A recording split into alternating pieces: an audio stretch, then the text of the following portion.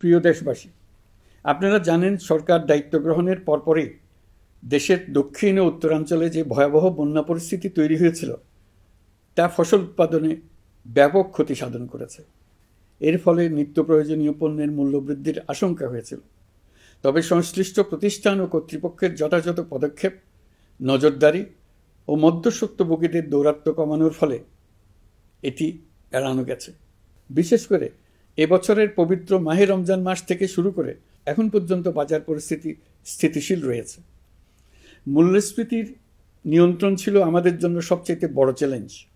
ভঙ্গুর অর্থনীতি ও বন্যার কারণে খাদ্য মূল্যস্ফীতি হয়েছিল প্রায় 14%। এখন সেটা অর্ধেকে নেমে এসছে। আমরা আশা করছি ডিসেম্বরের মধ্যে এটা 6% নেমে আসবে। এই জুন মাসে দেশের সার্বিক মূল্যস্ফীতি কমে 8.48% হয়েছে, যা বিগত 35 মাসের মধ্যে সর্বনিম্ন।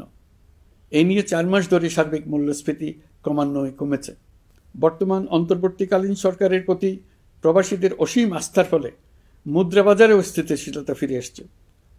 গত অর্থ বছরে ব্যাংকিং চ্যানেলে রেকর্ড $3033 কোটি প্রবাসী আয় দেশে এসছে। রপ্তানি আয়ে প্রায় 9% প্রবৃদ্ধি হয়েছে। এর ফলে টাকা শক্তিশালী হয়েছে।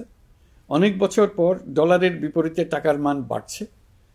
গত 11 মাসে বৈদেশিক পাওনাদারদের পাওনা সুদ ও আসল বাবদ $4 বিলিয়ন অর্থাৎ $400 কোটি অর্থ পরিশোধ করা হয়েছে, যা এ যাবৎকালের সর্বোচ্চ।